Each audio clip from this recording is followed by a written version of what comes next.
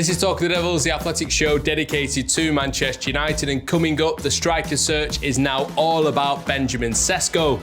But will United get their man? And what exactly does it mean for the future of Rasmus Hojlund, who was on the score sheet as United battered Bournemouth in the second match of the Premier League Summer Series? We'll hear from Hojlund and a few of his teammates in an upbeat camp stateside. Also stateside, of course, on their magical mystery tour together are Laurie Whitwell and Andy Mitten, and not content with just appearing on social media now, shoulder to shoulder, they're doing it on the show as well. You're just sharing everything, you two, aren't you, basically? Well, Andy sorted me out. Who'd have thought it that the technophobe Andrew Mitten has come to my rescue, because we were supposed to be doing this in my hotel room with Wi-Fi. The Wi-Fi at the hotel has been down for 24 hours. Hey, listen, if you say that because they've had a load of guests coming in for Lollapalooza Festival and maybe their systems can't quite handle it, I don't know. I'm speculating there.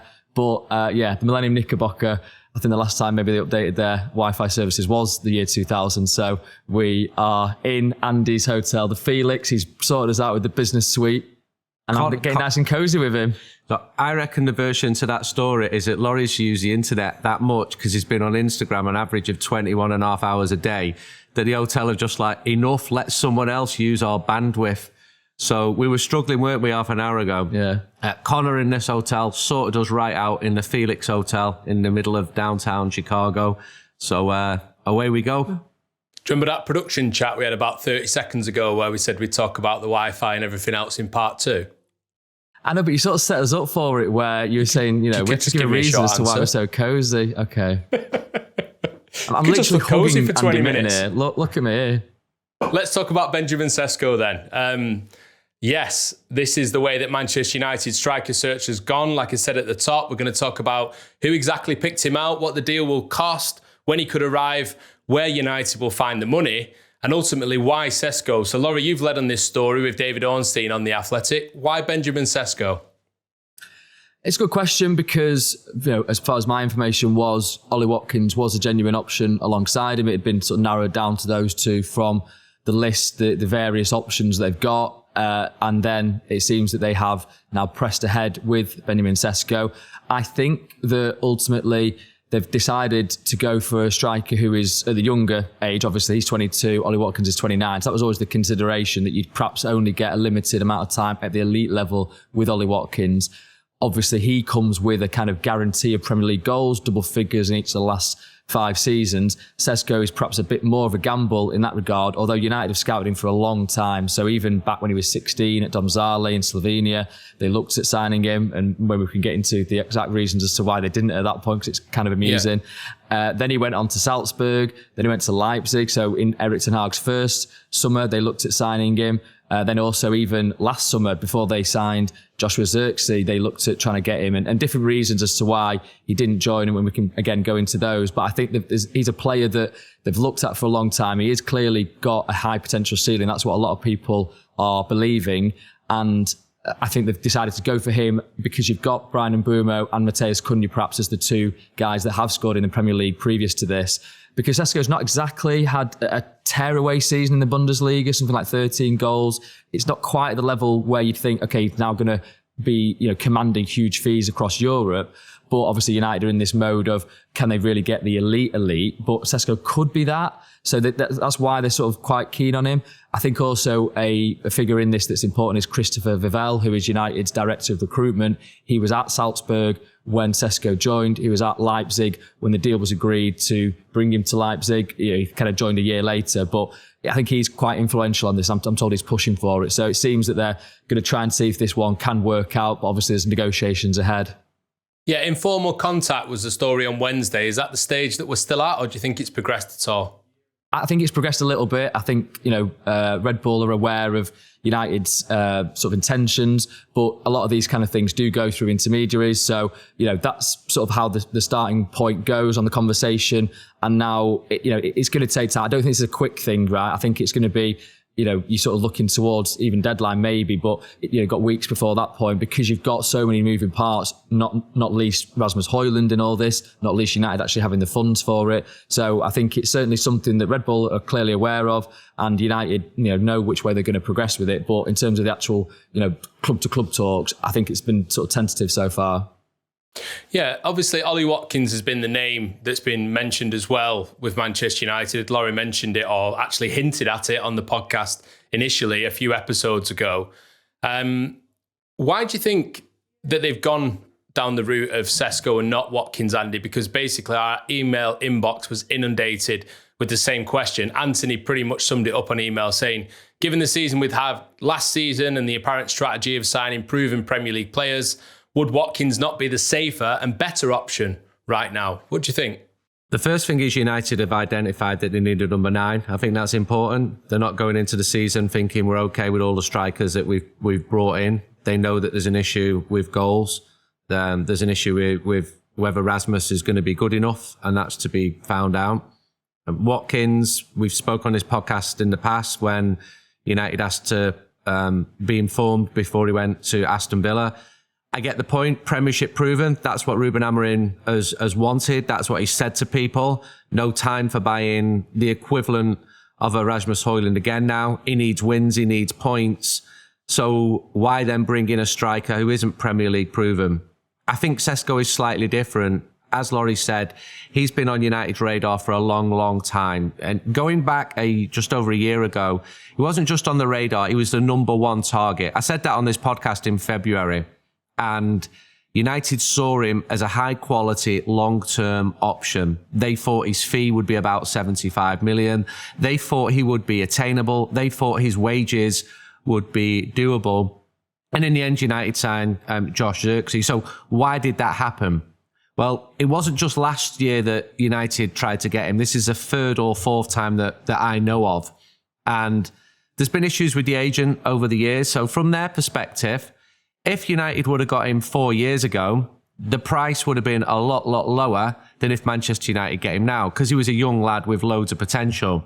And the agent fee would also have been a lot lower.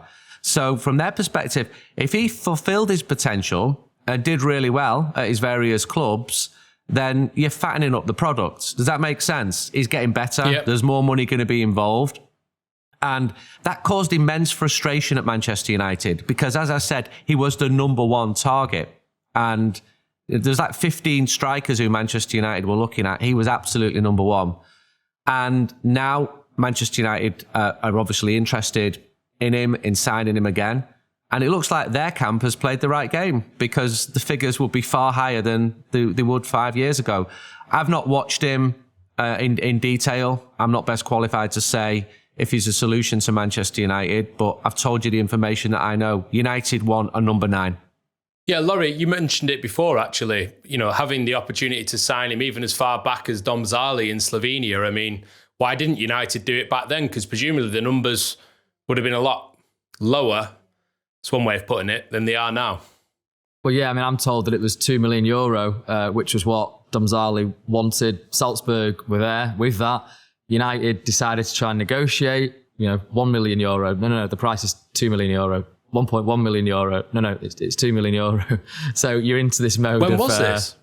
This was when he was 16, so that's 6 years ago, right? So 2019, okay. Is that right? Yeah, I've done my maths there correctly. And you can, well done, thank you. You can accept that, it's a little bit of a punt at that age, right? You don't know. So maybe €2 million is quite a lot of money for a player that's, untested in Slovenia. I think it was actually Dylan Hugerworth that they signed at the same time, who was a lot less than that. And I think the idea from the recruitment guys at the time was, well, if we get both, you've kind of, you spread your risk out across 2 players. Okay. And overall, the package isn't as, it's not just on the one player that you're spending this €2 million. You're kind of using it as an insurance policy for the other one. Now, so obviously since that point, he has sort of shown real quality. I think he's clearly a striker that can, hit the ball very hard. He can score from all kinds of angles.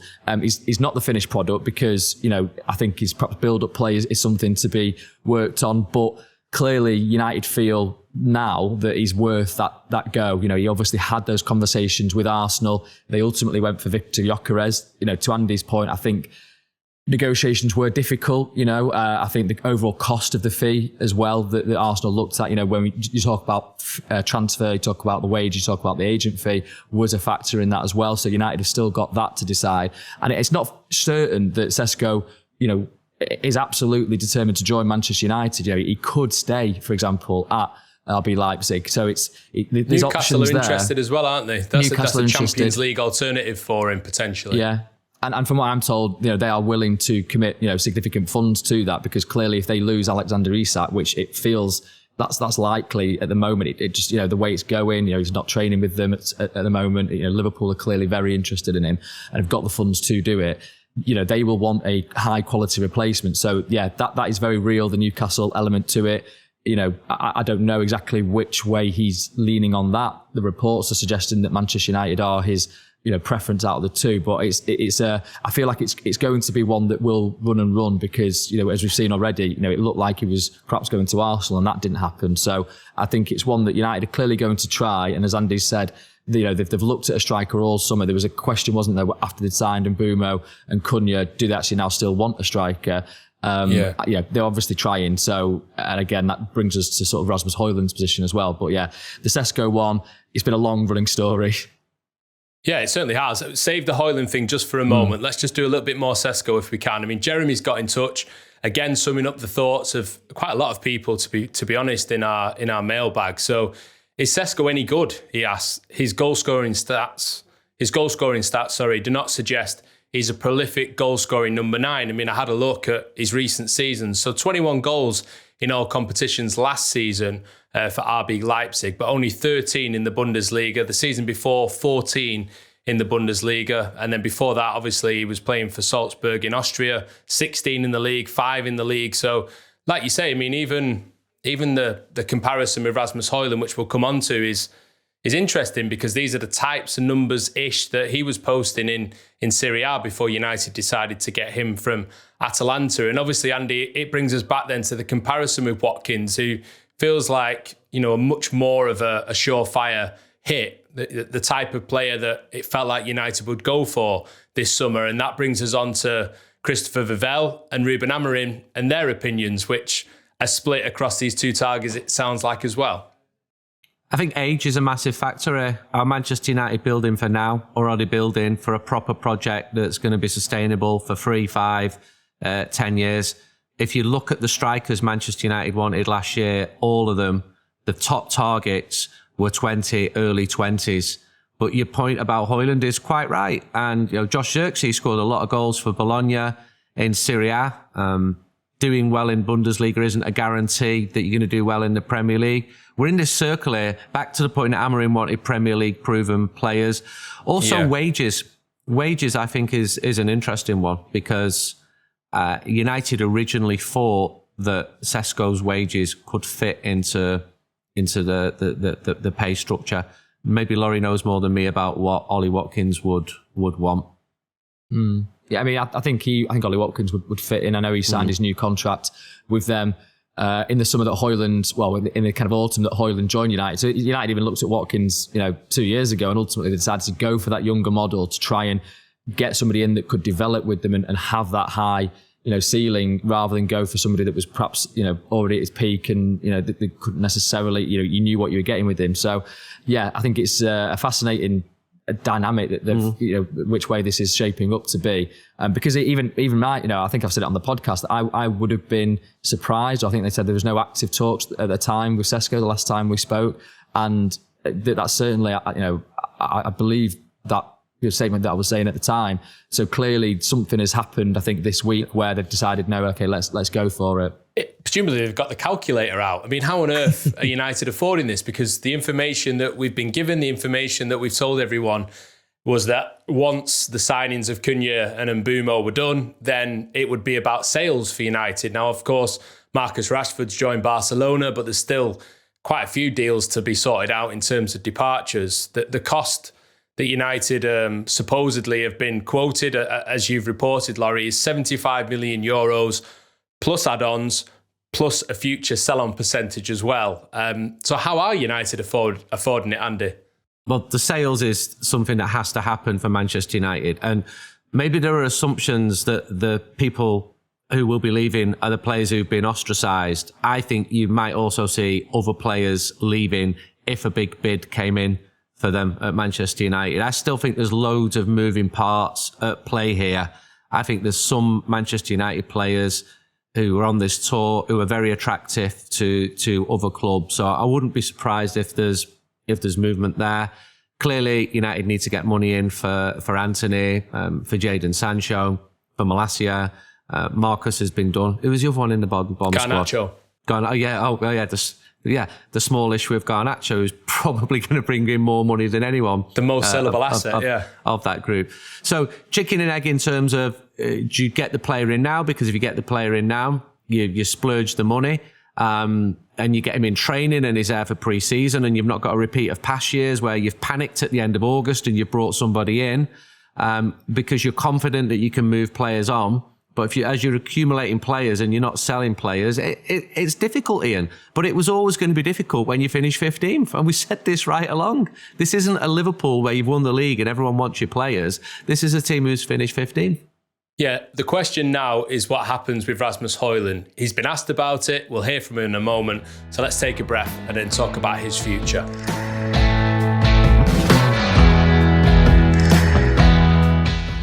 So Rasmus Hojlund, could he be part of a deal for Benjamin Sesko, Laurie? You've written about the possibility.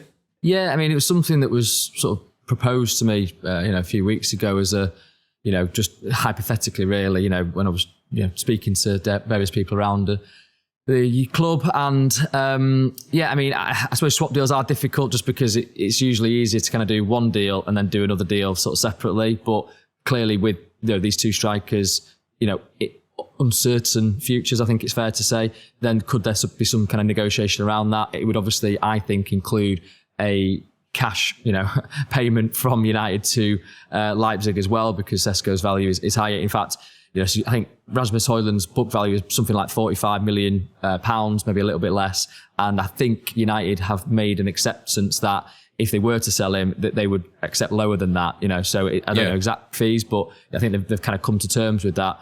And now, but Hojlund, as we'll get on to, he's got his own views in all this. And, he certainly, scored, I think, a couple of goals against Bournemouth in Chicago. Let's give him credit for that. A couple of goals. And listen, I was behind the second one, and you could see the ball divert for sure when Ahmad hit it, and then obviously it went into the far corner. And I think it was down by our end when he scored the header. I'm pretty sure he got a touch, although I think it looked like it came off his shoulder. So listen, if he is to depart, hopefully that increases the transfer value from Manchester United's point of view. But again, we'll get on to exactly what he thinks in due course. But I think, that kind of gives United a bit of currency, maybe, the fact that they've also got something to bring to the table. Which was always an option of bringing some of the bombed out players on the pre-season. If they do well and people can see them doing well, then it increases the value. About a month ago, Laurie and I discussed Hojlund, and I was of the opinion that he'll stay, and Laurie was not. And about a week later, Laurie came round to my way of thinking. Well, I'm going to go round to Laurie's way of thinking now, because I wouldn't be surprised if he left Manchester United. Yeah, I was supposed to finish this section by asking for an update on the Hojlund hokey cokey, but you've done that nice and early, so thank you very much. Let's hear from the man himself then. Let's see what he thinks about it. So this is Rasmus Hojlund, who was asked by The Athletic's Adam Crafton about whether the club had spoken to him about his future. Nothing so far. I think the most important for me is just to keep working hard and stay focused, and then obviously we'll see what happens. I think my plan is very clear, and that is for me to stay and fight for my spot, whatever happens. When I came, Martial was there as well. He had a lot of injuries, so I obviously had to take a lot of the game time. So that's just part of it. You're not going to tell me that I shouldn't be playing because I want to play every game. So, but obviously I could have done with some help in terms of sharing the games a bit, especially in the beginning. But I feel like I've matured a lot, and I feel like I'm ready for what's coming. It's a very interesting team. I think we got a good mix of offensive players who can really combine, and I think we're looking towards some good coming months. I'm still very young. I think people forget that sometimes. I'm only 22. obviously not every striker is scoring 100 plus goals in the age of 22. But I've learned a lot. I think you can see in my game I'm starting to develop and become even better in the basics. Now it's just about for me to sharpen myself, and I've done very well in the pre-season so far, and just focusing on continuing that. Competition's fine with me, sharpens me, so I'm more than ready. I'm feeling sharp, so I'm welcoming everything that comes. I think it's good with competition, and it only sharpens the team. I'm going to say it now. I like Rasmus Hojlund. I like the way that he speaks. I think he's got his head screwed on. I know that his performances fell below what was expected, but also in that interview, he kind of held his hands up and admitted as much. And, listening to the players on the tour so far, there's definitely no one thinking that last season, individually or collectively, was anywhere near good enough.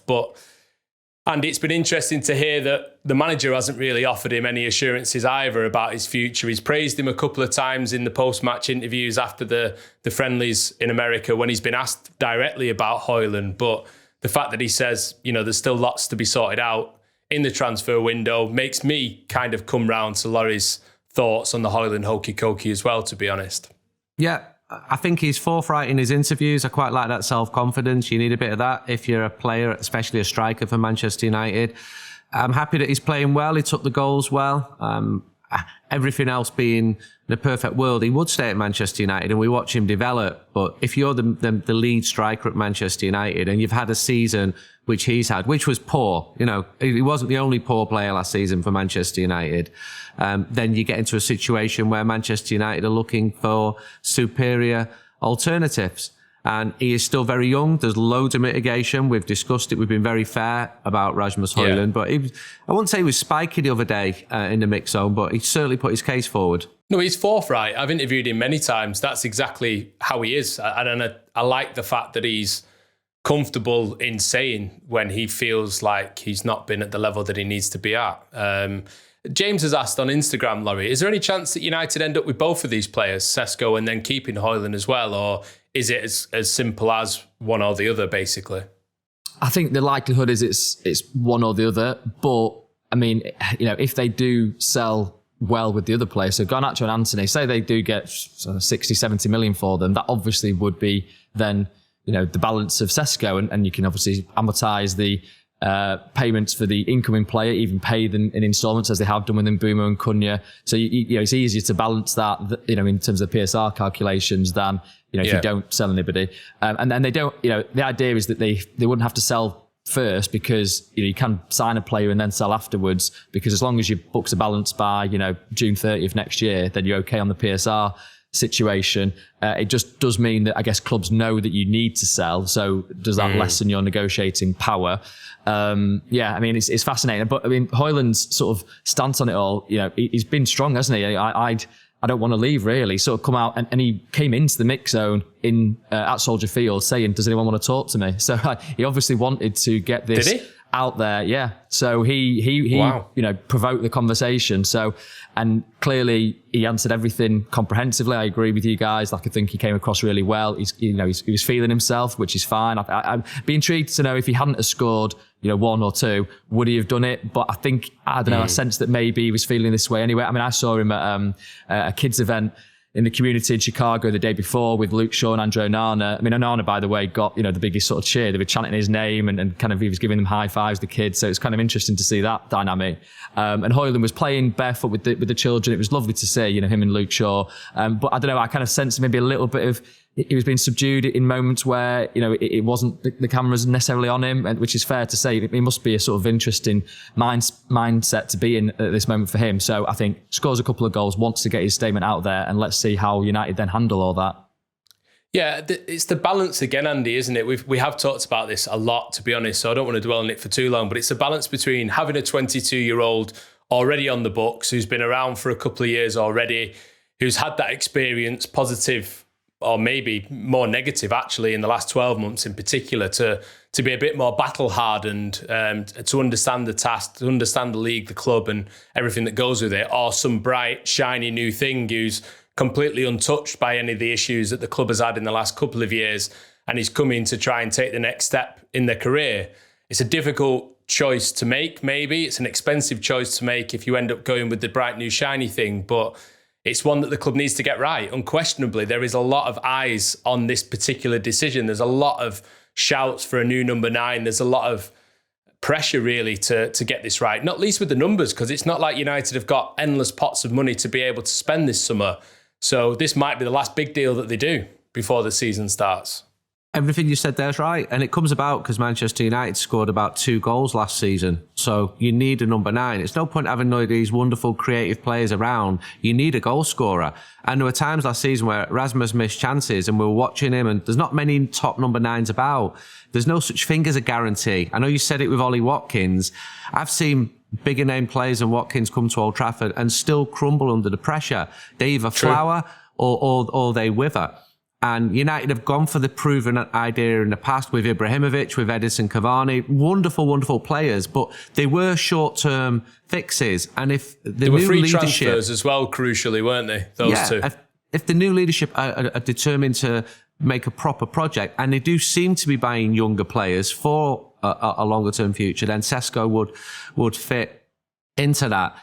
It's about balancing books with Hojlund, and it's come about because he's not had a decent season, and I've not heard anything bad about his attitude. I think he's trained well, he's forthright with the media. I'm absolutely fine with that, but he had to score more goals. That was his job. Yeah, there was a stat going around actually that between Mbeumo, Sesko and Cunha, they scored more goals in the league, or their leagues, last season than United scored in the Premier League collectively. But I had a look back actually, Laurie, at the title-winning seasons for United. I had to dust off the record books, unfortunately. It's going back quite a while now, some of these. But I like this. Where are we going with this? Only 5 players in United's 13 title-winning campaigns scored 20 or more league goals. And in fact, if you just edge that slightly a little bit more, only 3 players in those 13 seasons scored more than 20 league goals, because 2 players ended up on 20, and they were Ruud van Nistelrooy in 2003, Cristiano Ronaldo in 2008, and Robin van Persie in 2013. So there's a lot made of the fact that United haven't had a 20 league goal a season player since Van Persie, but actually they didn't really have it very much before that. It was more about trying to get everyone's level higher, which when you add in Cunha, when you add in Mbeumo, when you expect more from whoever the number 9 ends up being, sharing it around a bit more is kind of the key, or has been the key to United's success in the past, not just having one 20-plus goal a season player. I thought you were going to give us a little pop quiz there, actually, but thank you for providing the answers so we didn't look foolish. That's all right. I mean, I think back to that treble-winning side, right? And I think I'm right in saying none of them hit 20 league goals in that season. I mean, maybe Dwight York, but you had 18 league goals Dwight York that season. So you had York. I think Andy Cole was right behind him, but that was the highest.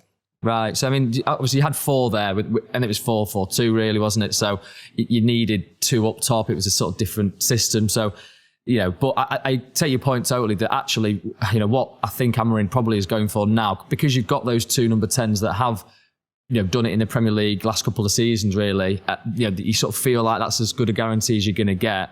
Now they can perhaps be a little bit more flexible. Okay, let's try for this player that could be fantastic. We don't know absolutely yet, because he's had spells in the Bundesliga where he's obviously shown a lot of promise, but it's not like he's coming in with Harry Kane kind of numbers from the Bundesliga. So, but then again, if he was, United wouldn't be getting him. This is the kind of market that they're in. So, I think it's fascinating to see what happens with this transfer, and then if he does come in, how he then develops and how it all fits in with his teammates, because it's being out there, you can see what is being worked on in training. I mean, it's been 2 good results. You can sort of see the fluidity there now. I mean, again, let's not get carried away. It's pre-season. We've been here with pre-seasons before with United, but adding another, what people perceive as an elite potential centre forward would be a fascinating path to go down. It's not just a new thing, Ian. You're quoting back to sort of this century and the treble season. United went 20 years without having a striker who scored 20 league goals up until Brian McClair in 87-88. And I can vividly remember the news stories. And there was this focus on, we're not winning the league because we've never had a striker who scored as many goals as George Best or as Dennis Law. And Brian McClare broke that in his first season, and he was a big star. He was a big hero. He had a wonderful song. But United still didn't come close to winning the league. I think the thing here is the team, not an individual, need to be scoring a lot more goals. Can't go through a season like last year where you play 38 games and score 3 goals or whatever it was.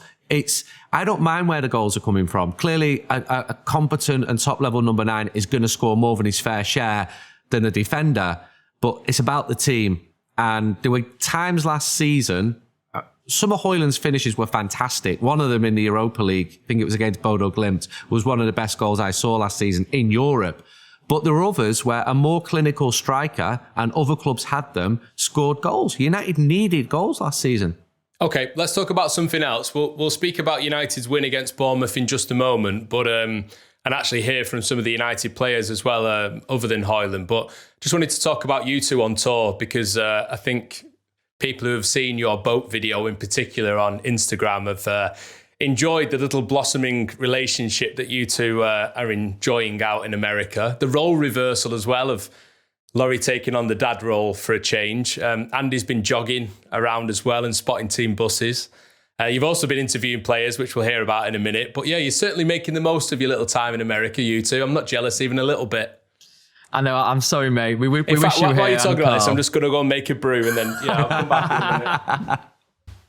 Well, I enjoyed your little comment on Instagram after I posted that video, ooh, building friends. And to be honest, we really did become building friends because, Andy was pointing out different, points to the skyline, and we had the tour guide, and I felt like I came away from it enriched. But yeah, I was sort of getting a bit stressed when you weren't showing up. I asked the guys, it sets off at 11:30. Yeah, it sets off at 11:30. I've been there for like 20 minutes and Andy's there sort of casually strolling along. I was like, we've got a boat to get on here, Andy. So that was, as you say, a nice role reversal. But it's a great city, isn't it, Chicago? Yeah. I mean, at the moment, we've got the Lollapalooza festival on, so I don't even know what that is. You've mentioned that twice now. What is that? It's a festival in the city, so it's a rarity, right? That you've got a big festival in the city. I think Olivia Rodrigo is headlining this year, but it's big, and you've got people all over the place wearing kind of colourful clothes. I think Andy's off to get some. Sabrina Carpenter. Basically, how do you know this? My daughters, these are their absolute number ones. You're off to get some fluorescent lycra, aren't you? You're going to go in and have a go. But I love architecture. I love cities. I've got a picture at home of the Chicago skyline, which I bought in 1996. And you won't be surprised about any of this. But the fact that Laurie took the lead, booked us on the architecture tour, chased me up, made sure I was on time, paid for everything. I've still not paid you, by the way. Oh, right, yeah. And I was just like, this is a role reversal. He was like really taking care of me. But the reason is, Ian, when you're on holiday like him, you can do these things. I'm here to work. I'm not here to look at tall buildings and point out the Sears Tower and the significance, or the wonderful John Hancock building. I went up that yesterday, actually. It's topping it. Yeah. One of my 360 favourites. bar. You can see the whole view. There's a little bar up there. But actually, I was there with my friend from Stockport, Damien Damo. And a funny story, I went to sort of see him at his hotel, the Trump Tower. He decided just to, sort of go all out. It's expensive, but, you're only in Chicago for a brief time. He used to live here. But we were in the lift of the Trump Tower, and you get a different clientele in that hotel than you do in mine, for sure. And we were talking to each other in the way that we do. And this American guy goes, "What language are you speaking?" And we're like, and I was going to say English. My mate instead said Mancunian. And he said, "Oh, where's that? Is that near China?" Wow. We're like, no, it's not. He didn't understand you speaking. Genuinely, it wasn't a joke. Oh, you mentioned the hotels. Because of that festival, I'd not booked Friday night. I didn't know what my plans were. I didn't know when the manager was going to be meeting the journalists. I was going to maybe go to Minneapolis or Milwaukee because I like doing stuff like that. And I'm not. And I looked at hotels. It's extortionate for Friday night, just one night. So I had to basically put word out that I needed somewhere to stay. And then I got like several offers, which I greatly appreciate, from Chicago Reds. We met some great United fans over here. So Jason at the Chicago Reds, he runs the branch. He's from close to Manchester. He's a great lad. And Mark sorted me out. So I think without that help of people, it would have been a real struggle. And we've met so many good fans here. And it's a real mix of like Americans who are born here. It's people who've moved over from the UK. And then there's loads of people who've moved here from the Indian subcontinent, massive United fans. We've all got brilliant stories. I met Anish last night who was telling me, when he started to put in United 20 years ago, he'd be waiting 2 days for the result or to see the goal. And now everything just pops up on his phone. So really makes me proud to see the diversity in Manchester United's fan base. Got invited to a brewery yesterday. Top lad of Polish descent. This city has got a massive Polish community, for example. And it's just one of the good things that you see when you're on tour. I got out and about running. I've been trying to do that each day because in a Lacoste polo shirt. Yeah, I'm being hammered for that, mate. I got how hammered the for other that. half lives, eh? Look, it's a 15-year-old polo shirt. My wife would hammer me for that. I'm running out of clothes. That's the reality of it. And I'd worn it the day before. Went for a run. Went past the team hotel. Got back to my hotel. And the team coach just pulled up in front of me at the lights. And I'm seeing them all there. And I just started going, United, United, United. And then because I want them to take that on board and see this is going to fire us up to a 21st League title. But then I'm like, you're not a kid anymore, Andrew. 51. I know. How old are you? I'm not young. 51. I mean... Never too old to chant at team coaches. That's no, not a saying, but it can be one. No, Yeah. if my wife saw me doing that, she'd probably divorce me. But she can't relate to it because she's not United, is she? She's not stood on her way ends in the rain. And, she's into sewing and all that. What if she's seen one of her best favourite seamstresses walking through the streets in Chicago? She'd probably do the same as I'd done. We're all allowed our little hobbies. Go on, pick that up for you. I don't really know how to follow that. Should we hear from Bryan Mbeumo? Andy and Laurie, you were both in conversation with him. Like I say, you have been squeezing a little bit of work in speaking to players amongst all these weird and wonderful tales. And I think it was a nice throwback, Andy, wasn't it, to hear exactly how our Bry refers to his new club. Here he is. Manchester is a big club. And I think I had a great opportunity. And I trust the project. I'm someone who likes a challenge, and I think there is a very good project in Manchester, and I wanted to be part of it. Of course, I speak with some managers because I wanted to hear their project, and the Manchester one was very good for me. Yeah, it wasn't a long answer, but it was funny because I love it how he just refers to Manchester United Football Club as Manchester. And the project in Manchester. Well, there's big parts of the world where this is the case. I did a piece for The Athletic this week, what you should call Manchester United, because there's so many different... There's Man U, there's Manchester United, there's Man United, Man United. There's all sorts. This is Manchester United Football Club. Exactly. But with Bryan Mbeumo, and it's Mbeumo, by the way, Mbeumo, it's just Manchester. I just love it because he's just not acknowledging that there are other clubs in Greater Manchester, like Bolton Wanderers and Altrincham FC United, Wigan Athletic, Trafford, Hyde United. I can't think of any other. Stockport County, Macclesfield, sorry, not town anymore. Yeah. Interesting character, though. Laurie, interesting character. Yes. Quiet confidence about him, and that's not when he's talking about chess or playing the piano. No, I mean, that was probably the most interesting part of the interview, maybe. Although, no, having said that, I think perhaps the belief that he had that this deal would always get done, because you sort of forget. Yeah. I've sort of wiped it from my mind that it sort of lasted 44 days or whatever it was, the negotiation. So he said he always had faith that it would happen.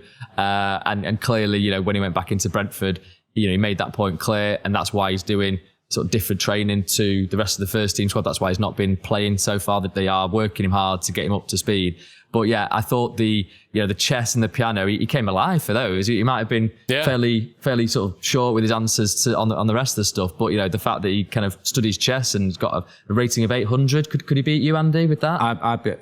He could easily beat me, mate. Did you know pawns are and rooks and knights? And yeah, I know I play it, but I'd be the lowest level. Could you play it? Yeah, big time. I used to be chess champion at my primary school. Wasn't a big primary school, but still. So swimming and chess champion. champion. You played chess at primary school? Yeah, I'm pretty sure it was primary school. Yeah, I got a little trophy. We're learning a bit more, aren't we? But anyway, I reckon Bryan could beat me. Yeah, I reckon he could. Stephen's confused. He said, "I've noticed you referring to Mbeumo as Big Bry, and I was just curious where that nickname came from, because he's not particularly tall. He's only 5'7". Well, Yeah, Stephen, if you don't know, I'm not going to tell you. But yeah, we've had a few issues with his name, but it's all been clarified now. Although he has clarified it previously, and I'm not going into it. Go on.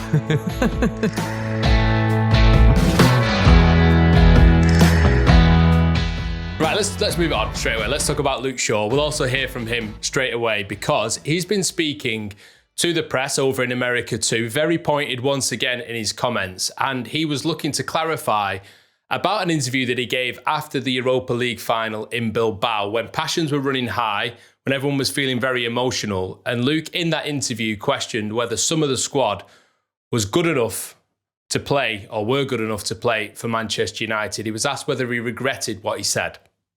I wouldn't say regret, but I think, straight after the game, your head's hot and you just say things and you don't think about it. Do you know what I mean? But I think a lot of people after that final, after that year, had the feeling of, you don't know how next season's going to look. I think we have to be open and honest about that. Yeah, like I said, it's never easy losing the final, and especially after the season that we went through as well.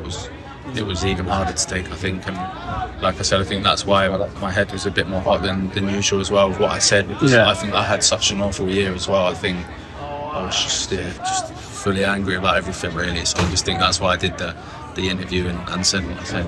Us as players, especially the more experienced ones, we need to be demanding more, from a day in, day out basis, the levels in training, the keeping the times of when we're doing this and doing that, making sure no one's coming late or anything. Do you know what I mean? I think we need to just all up the level of, and that's what I think Ruben definitely brings in is the demands and, especially the mentality. The mentality is a big thing on his lips really. I think he talks a lot about it, and I think our mentality needs to, especially like in day-to-day things, with the training. Ruben demands 100%, and that's it. He doesn't want anything less. If someone's, doing 85, 90%, it's not enough for him. And I think, especially this year, if you're not doing the right things, I feel like you won't play.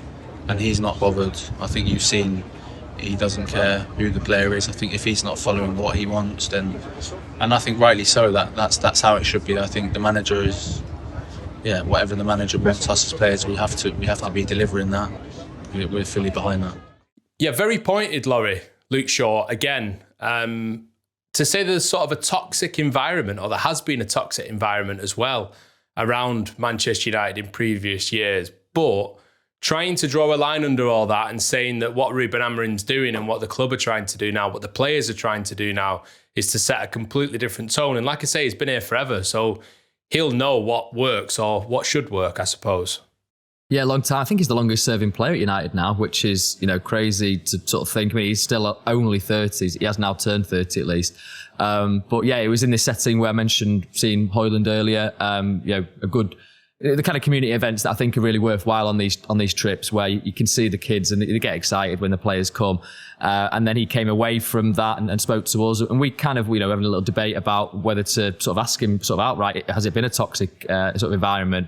In the end, the question didn't include the word toxic, but he sort of brought it up himself. So I think that's kind of interesting. I think it's probably a good thing from him to be able to talk about in this context where certainly it feels like everyone's on the same page and there's a sort of positivity around camp that they feel, I don't know if you agree, Andy, but there's an energy, there's kind of, just little bits that feel different maybe. And again, it's only pre-season. Let's see when the real action starts. But it enabled him to kind of talk in that kind of way where it felt like they'd moved past that. But yeah, it was pointed because obviously you've got, players that he's played with for a good length of time that aren't on this tour that you could read into. Is he, kind of touching on their positions? But I think, he obviously had strong words after the Europa League final to you as well, didn't he, Andy, in that TV interview? Yeah. But I think he's a guy that just sort of says what he thinks, and we have to appreciate that as journalists, that you get this pretty much unfiltered. I mean, I guess he's not saying absolutely everything on his brain, but when you sit down with him, it was a lovely conversation because you can just sort of you can just relax and be honest with him, and then he is hopefully being honest with you. Because I sort of asked about his injuries, and he was kind of brutally honest about that and how he felt like he'd let the team down last season. And I think showing that to fans, okay, some fans might, still criticise him for that, but I think it helps the situation because it gives understanding for people. So I wasn't there when the journalist spoke to him the other day. So the last time I'd spoke to Luke Shaw was on a live TV interview in Bilbao, which people described as harrowing. His mood was on the floor, and I was on the floor as well. And I couldn't see, I was so low. We did the podcast straight after that. So the reaction to that was quite split between you've got a feel for him, but you also had people really annoyed with him, his acting, Why did he put England first? That sort of stuff. And the mood was just terrible. So I'd not seen him. And then he came up to me in Chicago after the game and I didn't record it. We were having a nice chat and he said something to me, which he basically said 10 years ago, also in this country. I wouldn't wish my injuries on anybody. And my opinion as a Manchester United fan is I really want Luke Shaw to do well. And I probably could have said that at any point. He has to play. He knows that. He's had so many injuries, but he didn't want to be injured. And the England stuff didn't look good. I'm not going to defend that at all. But a fit and productive Luke Shaw, I've not given up on him. And I know some United fans have. I think is one of the best left-sided defenders in the Premier League. And when he went down in the game against Bournemouth, I was like, oh no. But he was all right. He bounced back up. He offers something that no other defender can offer. I know the club are having him, but he has to play in. You can't have a situation where we're talking in a year's time where he's played 7 matches because he's just not good. It's no good to the club. He doesn't want that. I want him to do well. And I think his confidence has been absolutely battered. You know, even when you speak to him, you can tell he's just been bruised. And I want him to do well. I really do. And stay fit, because he wasn't fit last season. He's properly fit now. And what he says about the team spirit, I believe him. He says it's brilliant at the moment. Doesn't need to say that, does he? Because I know plenty of players who like a nod and a wink. But he wasn't. He said the team spirit is really good. That doesn't mean the 21st League title's coming, but it's better than getting a feeling that it's really bad. Yeah, and it's looked good on the pitch, actually, hasn't it, in these 2 matches on tour? Like you say, it's only pre-season, it's only a couple of matches, it's against teams that historically you would expect Manchester United to be beating, whether it be a pre-season friendly or a Premier League fixture. But definitely the mood feels different. The interchange between the players feels different. The energy levels feel different. Ruben Amorim summed it up, really. He says they look like a different team, Laurie. So, you know, how good have they been in these 2 matches and that Bournemouth game in particular? Yeah, they've been good. And the sort of additional point to make on that Amorim said after the game was that it's not with any new players. Obviously, Cunha wasn't in the Bournemouth team. Neither was Mbeumo. So you're sort of seeing, I think, the flickers of what he wants from this formation, from this system in these matches. I go back to it. It is pre-season, but it is against teams that finished above United last season. Who beat United last season? Beat United when Bournemouth, beat United, repeatedly, don't they? Yeah, so at Old Trafford. Yeah. West Ham beat United twice last season. Yeah. Wow. I forgot that. If United would have beaten West Ham, they would have finished above West Ham in the league and got another like £4 million in prize money. West Ham were terrible at the end of last season. Yeah. Wow. Okay. You've brought me down. Did United finish above West Ham? No, they finished below in the end. It was Wolves and Spurs that finished below United and didn't get relegated. I tried to delete the league table. I became so obsessed with it towards the end of last season. West Ham won like 1 game of the last 15 or something against Manchester United. Well, even when they won it at the London Stadium, they were terrible then. Anyway, we're getting bogged down in this sort of what's in the past. Let's look future. It's good. It's been good, hasn't it? Yeah, I think so. I mean, first half in New York was brilliant. Sure. Rasmus Hojlund, Ahmad, Bruno Fernandes. Dorgu was fantastic. Dorgu. Yeah, we should mention Dorgu because, he got the assist for Hojlund's first goal. He got the goal, running through to Mason Mount, quickly taking free kick. And yeah, I think he's looked that because those wing-back positions are so essential to this working, right? You need to have players that can get up and down, have that physicality, but also provide that cutting edge in the final third in the box. And so far on this tour, Dorgu's doing it. And, like I say, Bournemouth have had issues, haven't they, with terms of players leaving the club, but they are a very good team. So to do that against them, even in pre-season, I think is a positive. I had a little chat with Ethan Williams. He scored a goal as well. He's top. He's a Manchester lad. Great to see that. Where are you from in Manchester? You red or blue? Red.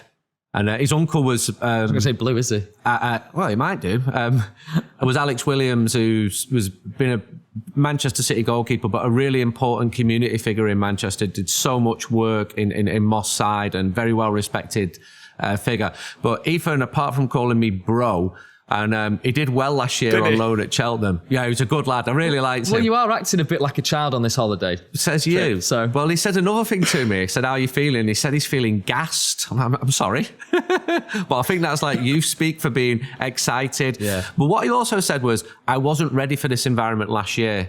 When he went to Trondheim for the second worst game ever. at the start of last season. He said, I wasn't ready for it, but I'm ready for it now. I'm going to push for the first team. You like to hear that from a young player, don't you? Yeah, you do. I mean, he's had a successful, or they were pleased with him at Cheltenham Town last season, I know. So you like to think that those type of experiences can strengthen these players for the future. And there's a few players, obviously, who maybe have got question marks over whether they're going to spend next season at Manchester United or out on loan. So you hope that their confidence is built by these sort of moves. You look at Ethan Wheatley, who had a completely different experience last season. So it was good to see that Ethan Williams is feeling better and benefited from that sort of move. I'm getting a soft spot for Diego Leon already, Laurie, as well. Okay. I mean, the assist was chaotic. But how's that kid only 17? He's an absolute unit, isn't he? Well, he's 18 now. I feel like he might have to, because you have to. He's I think you 17 have to till be he's 18, is he? to join United. Okay, but yeah, you're right. Just 18. He's a stacked lad. To go back to sort of youth terminology, maybe he's pretty hench. So yeah, and that shows, doesn't it? I mean, it's going to be interesting how much. I mean, Doug was obviously the first choice, left wing back, and that's probably an aspect of the Luke Shaw conversation. I asked him about his position. He said, I've been asked this question loads, but not necessarily by journalists, by people in his circle, I suppose. So it feels like he's going to be a left-sided centre half, and then you've got Leon and Dorgu kind of competing. I think that's why United brought him on this tour, and they originally didn't give him a squad number, did they? Because they weren't sure exactly where to pitch it. And now that I've said that, I don't actually know what his squad number is right now. But that's your cue to tell me exactly. Yeah, I don't know his number, but I don't think he's been brought in to be playing first team every week. Yeah. He's still very young, giving him a taste of everything. But it's interesting to see him do. He's doing well. Like, it's not like he's looking overawed. He's getting the ball and trying to do things with it. So if you're from Paraguay, you're a working class kid from Paraguay, you're not going to be soft. It is a tough country surrounded by much bigger neighbours, and it produces good footballers. You've got cliches, the Argentinian footballers, the tough, aren't they? The battlers. Well, Paraguay is a landlocked country. It has to fight for everything in just to exist. So I'm not sure that he thinks about that when he's 14 years old walking to school, but tough kid. Good luck to him. Yeah. Good luck to Manchester United's number 30 for the new season. Thank you. So maybe that suggests the periphery of the first team with that sort of number. But you never know, do you? You never know. Right. You're going to be speaking to Ruben Amorim, aren't you, in the next, few hours? So we'll talk about that on the next podcast. Do you know what you're going to ask him? That's ahead of... Oh. You got your questions? That was my next question. You're just workshopping it now in front of everybody on the podcast. Go on then, Ian. You can workshop it, yeah. What are you going to ask him? What do you want to know about? What are you hoping to find out? I'd want to drill down into exactly what he's been up to with the training sessions. How are you moving this past what was, a horrendous season really in the Premier League, and getting into the details of that, because I just think that's your job, right? That's what he's trying to change and affect. So, can you tell us about that? Whether he goes into detail on that or not, I don't know, because coaches tend to be quite private with the exact methods that they use. But that's kind of where I'm at. And then I guess there is the sort of transfer questions. You kind of have to ask about that. But I asked about Sesko already in the press conference, and he said, to your point earlier, Ian, I don't know what's going to happen in the window. It's not it's sort of leaving that situation open, isn't it? And then praise Rasmus Hojlund. So I don't think he'll get drawn into any kind of details on what's to come. But I think he might speak in general terms on the kind of signings and outgoings. I think he's becoming quite private. I think he's realised the scale of the club, the idea of being an open book. I think he'll tighten up a little bit to protect himself this year. I think he'll do all his contractual stuff. Honestly, I think given a straight choice of whether he sits down with us and does this, he'd probably opt for a no. I think he's sick of talking and feels like results have got to come. So I'm going to ask him if he's tried fish and chips yet. Yeah, he spoke to me a few times last season, and every single time sort of rolled his eyes, which I don't think was about it being me in particular, but it's more the fact that it was yet another interview to do. He'll do less contractual interviews this season purely because Manchester United are not in Europe for a start. And there could well be fewer depending on, where Manchester United or when Manchester United are playing. A lot of them will still be televised, of course, but, without there being Sunday matches constantly, there'll be fewer interviews for him to do as well. So, yeah, that'll be different for him. I know from his time in Portugal, he just didn't do sit-down interviews. There's not the same contracts and there's not the same expectation over there as there is in England to do these. So I think given the option, like you say, Andy, and he's confirmed this to me as well, that he would have preferred to speak a lot less.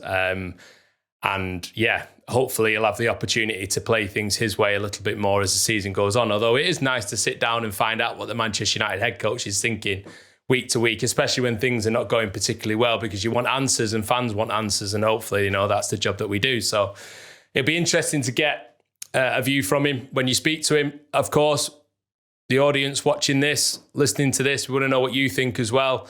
What do you want to know from Ruben Amorim? Let us know in the comments on YouTube. You can also email us, devilspod@theathletic.com, and we'll feature the chat with Amorim and obviously whatever you guys come up with on the next episode as well. That will be ahead of Manchester United's final match of the Premier League Summer Series, which is on Sunday night. A bit of a better time for viewers in the UK, 10 p.m. It kicks off UK time on Sunday evening against Everton in Atlanta. In the meantime, check out our social media accounts on Instagram, X and TikTok @TOT Devils. There's also, of course, the YouTube channel, if you've not already found it, by the same handle. Subscribe to that. Get involved in the comments as well. Click the bell so you never miss an episode. Thank you, Carl Anker. He's not here, but his catchphrase is still continuing. And like I say, there's the email, devilspod@theathletic.com. And of course, if you're over in America, say hello to Andy and Laurie, because it's provided Laurie with some interesting Instagram content this week. People shouting things at you on the streets of Chicago, yeah, wasn't that was it? Nice. Yeah, it's just funny, isn't it? Like, you can be strolling around, filming myself. Obviously, I do that, 24/7 really. So obviously anything like this is going to be captured. But yeah, doing a video on Sesko for the Instagram and for the Athletic website that we now have videos on. And then, car pulls up and somebody just shouts out, "Are we going to sign Sesko?" So It's mad how big United. Like, I was in North Chicago yesterday in a quiet suburban area, and a man just come up to me and said, "I'm from Oldham. I moved here 8 years ago." And like, you have these random interactions. It's a blessing, isn't it? It's a blessing. And, we're smiling because the team are doing well. There isn't the tension of previous tours. Hopefully we'll smash Everton 5-0. Wipe that smile off David Moyes' face. I met him the other day. I do like him. It's a bit harsh, the guy you just had a coffee with. No, I really like him, actually, because there's a funny side to him. And if he saw that, he'd be on my case. But beat Everton, win the Summer Series Premier League Cup. Hopefully they get a trophy, right? Open top tour, round Atlanta, be the biggest event there since it staged the Olympics in 96. And your light's just gone off. Well timed. The lights have gone out and that's the end. Andy and Laurie, thank you so much for being with us. Enjoy the chat with Ruben. We look forward to finding out what he's had to say. Of course, that will be the episode which is out early next week. You can also find out before that with an article maybe on The Athletic. Laurie, is that right? Yeah, for sure, yeah. Yeah? Before then, okay. Well, enjoy that whenever you see it. And thank you for your company as always. And we'll see you on the next one. Take care. Bye-bye. Thanks for watching the show. Don't forget to like, comment and subscribe, most importantly, and click that bell so you never miss an episode of Talking the Devils.